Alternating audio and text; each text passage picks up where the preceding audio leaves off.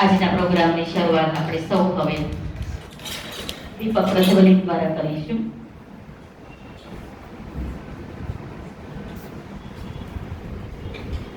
દીપક જ્યોતિ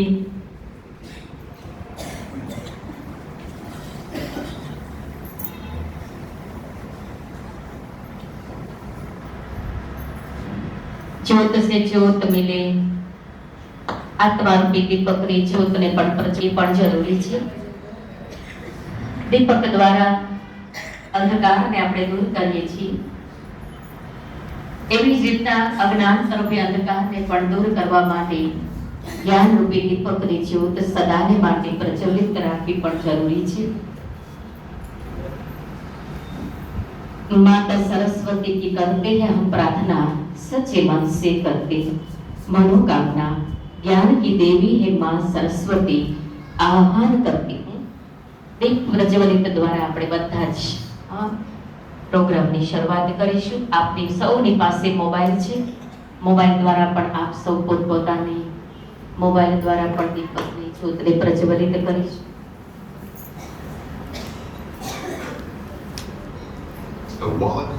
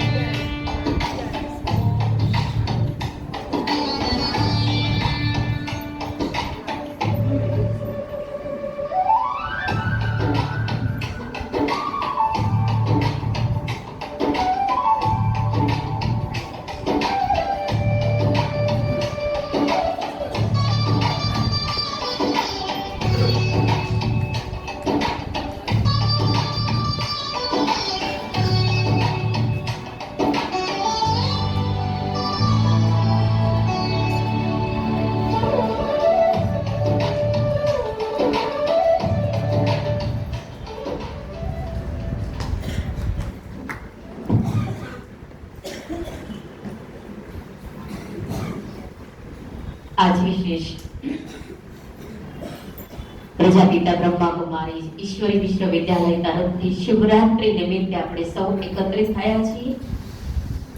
અલગ અલગ પ્રકારની અમારી આ વિદ્યાલયની અંદર અલગ અલગ વિંગ પણ છે.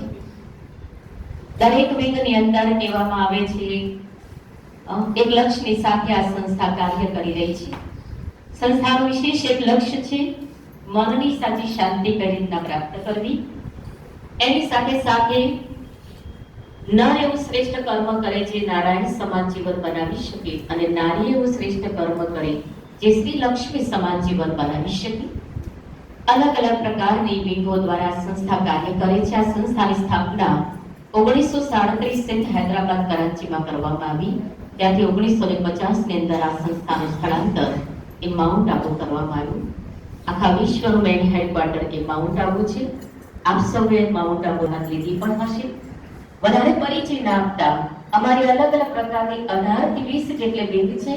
યુવા વિંગ છે, એજ્યુકેશન વિંગ છે, નારી બાળકોની પણ એક વિંગ છે. તો સાથે સાથે કહેવાય છે કે doctor wing, jurist wing, engineer wing, દરેક પ્રકારની વિંગ છે. આ દરેક વિંગોમાંની આ જે એજ્યુકેશન વિંગ કે જે મારે સર્વ ટીચર યા શિક્ષક એમાંની પણ અમારી એક વિંગ છે કે જેને અમે 5 દિવસની અંદર માઉન્ટ આબુમાં શિબિરનું આયોજન કરતા હોઈએ છીએ. તેમાં દરેક ટીચર, પ્રિન્સિપાલ દરેકને માઉન્ટ આબુ બોલાવતા હોઈએ છીએ. કહેવાય છે કે બાળકોનું ભવિષ્યનો આધાર એક માત્ર પુસ્તકનું જ્ઞાન જ નહીં પણ પુસ્તકની સાથે સાથે દરેક પ્રકારનો સર્વાંગીક વિકાસ કરવા માટે ચાહે શારીરિક, માનસિક અને આધ્યાત્મિક દરેક વિકાસ કરવું પણ ખૂબ જરૂરી છે. તો સારા સંસ્કારોનું સિંચન અને ઘડતર કઈ રીતના કરવું? કારણ કે બાળકો કરતા પણ વિશેષ જો બાળકો માનતા હોય તો ટીચર્સનું મા બાપ ગમે તેટલું સમજાવે છતાં પણ એમના ટીચર્સનું પહેલા માનતા હોય છે. તો એજ્યુકેશન વિંગ પણ અમારી ગટાની ખૂબ સારી રીતે સેવા કરી રહી છે. એમાં આપ સૌને અમે આ વિદ્યાલયની અંદર આજે આમંત્રિત કર્યા છીએ. આજ મહાશિવરાત્રીનો પ્રોગ્રામ છે ભારતભરની અંદર બધા જ ખૂબ ધૂમધામથી મનાવી રહ્યા છીએ. તો શિવરાત્રી શું છે? દર વર્ષે આપણે મનાવીએ છીએ, ઉપવાસ પણ કરી લઈએ છીએ, પણ એની પાછળનું સાચું આધ્યાત્મિક રહસ્ય શું છે, શિવરાત્રીનો આપણને સંદેશ શું છે, જેના વિશે હું આમંત્રિત કરું છું કિંજલબેન કે આપણને સૌને મહાશિવરાત્રી વિશે નું પ્રવચન જે છે આપણને પોતાની ભાષા દ્વારા આપશે. કિંજલ.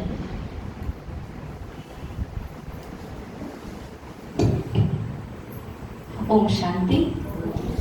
વિશ્વનિયંતા એવા પરમપિતા પરમાત્મા, પરમ સતગુરુ, પરમ શિક્ષક એવા ભોળાનાથ આજે આ મહાન પર્વ મહાશિવરાત્રિના નિમિત્તે આજે સ્ટેજ પર બિરાજમાન અમારા બહેનશ્રી તથા ટીચર ભાઈ બહેનો, સભાની અંદર શિક્ષકો, માતાઓ, પિતાઓ દરેકને આજે મહાશિવરાત્રિના નિમિત્તે આજે ભેગા થયા છે.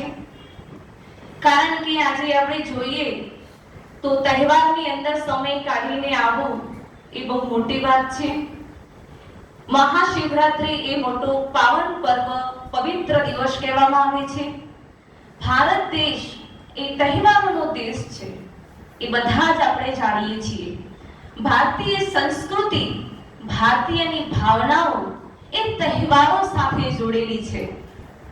પણ દિવસે દિવસે આ કલિયુગની અંદર ચારો તરફ અજ્ઞાનતા, ભ્રષ્ટાચાર, દુઃખ, અશાંતિ, ઉદાસ, નિરાશા છવાઈ ગઈ છે. ત્યારે એક આ ભારતીયની સંસ્કૃતિ પ્રમાણે આપણે અવારનવાર તહેવારો મનાવતા હોઈએ છીએ. દરેક તહેવારો અલગ અલગ રીતે રીતિ રિવાજ પ્રમાણે પણ મનાવીએ છીએ. 365 દિવસમાં કોઈ ને કોઈ જગ્યાએ માનતા કે માન્યતા અનુસાર તહેવારો મનાવીએ છીએ. છતાં પણ દુનિયાની અંદર જે ચહેરા પર ખુશી, શાંતિ હોવી જોઈએ એ આજે જોવા નથી મળતી. એટલા માટે ખુશી લાવવા માટે, શાંતિ લાવવા માટે તહેવારો મનાવીએ છીએ. એક તરફ આપણે જોઈએ આજે મહાશિવરાત્રી નિમિત્તે 5મો દિવસ છે આ પ્રોગ્રામનો. આજે દરેક શિક્ષક ભાઈ બહેનો, આમ તો કહેવાય છે કે શિક્ષક એ આપણે એક 3 રોલ ભજવે છે. એ શિક્ષક એક માતા પિતા છે, એ પણ 3 રોલ ભજવે છે, અને ગુરુ છે એ પણ 3 રોલ ભજવે છે. આપણે અંદર ગહેરાઈમાં જઈને વિચારીએ, એક માં છે, જ્યારે બાળકનો જન્મ આપે છે ત્યારે એ આપણા નોંધણી એક માતા પિતાની સાથે ઓળખીએ છીએ. એ જ માતા પિતા જ્યારે બાળક મોટું થાય, જીવન જીવવું કેવી રીતે, જીવનની અંદર સંસ્કારો કેવી રીતે આપવા, એ શિક્ષા શિક્ષક બનીને આપણને આપે છે.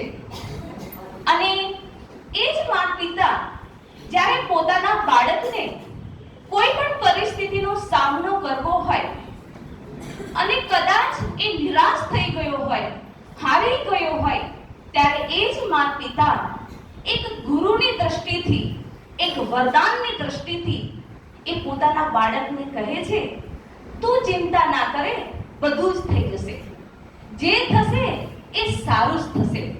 એ જ માતા પિતા આ 3 રોલ બજાવે છે. આજે શિક્ષક તમે જુઓ, એ શિક્ષક પણ 3 રોલ બજાવે છે.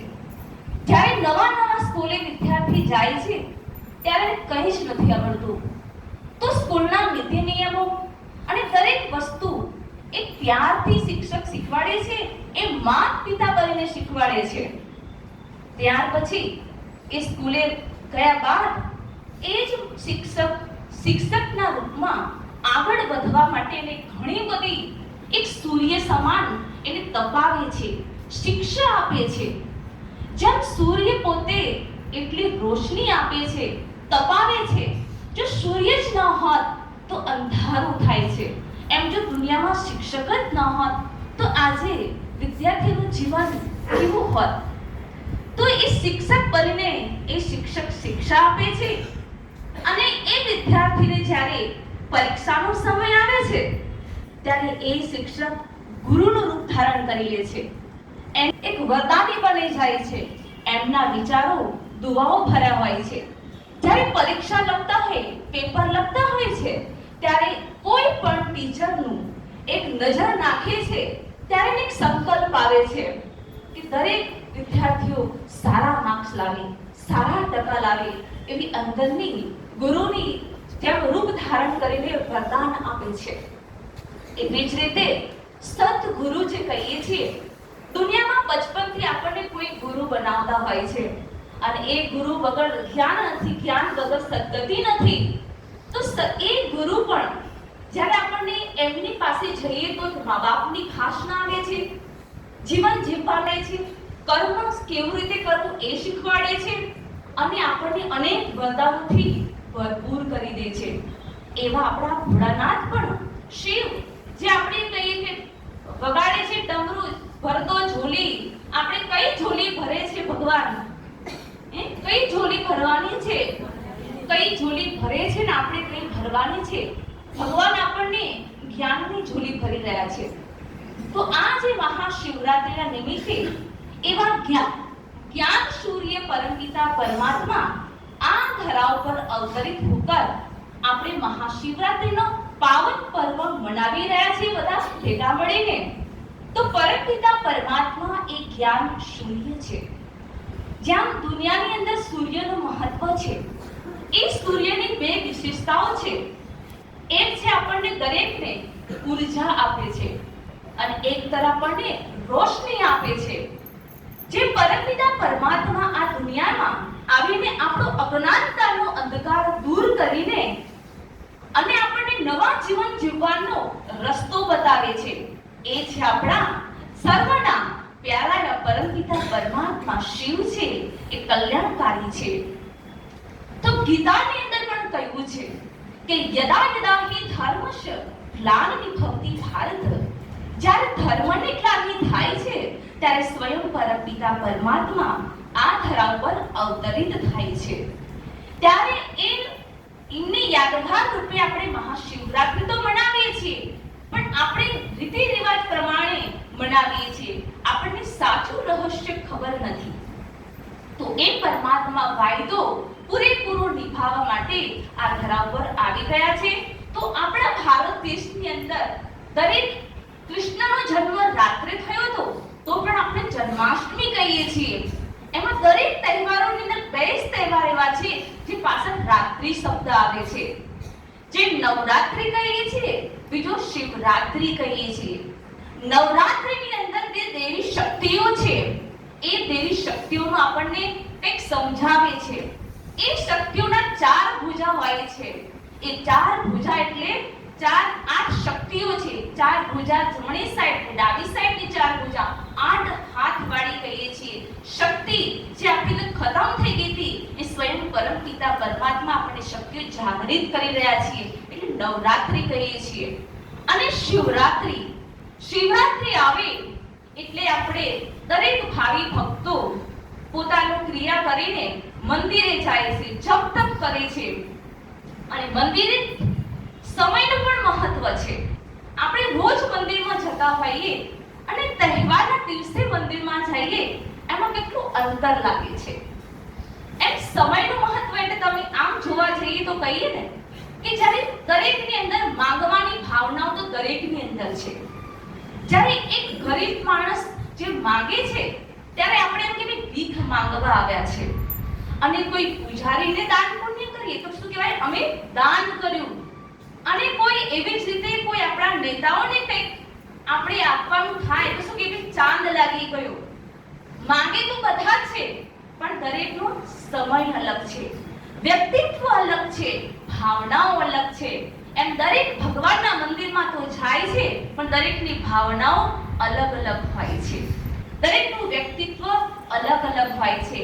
તો આ શિવરાત્રિના નિમિત્તે આપણે મંદિરમાં જવાની સાથે આપણે ચિત્ર જોઈએ કે સૌથી પહેલા શિવનું મંદિર છે. નાનામાં નાનું ગામ હશે ને તો પણ શિવનું મંદિર અવશ્ય હોય છે. આપણે મંદિર તો ગયા, લગાવી નથી, કારણ કે મંદિરની અંદર પહેલું શિવલિંગ આવે છે, નંદીગણ આવે છે, શિવલિંગ આવે છે, અને શિવલિંગની પાછળ શું હોય છે? શંકર અને પાર્વતી હોય છે. તો વિચાર કરો, આ ઘણું બધું આપણને શીખવાડે છે કે પરમપિતા પરમાત્મા એ નિરાકાર છે, એ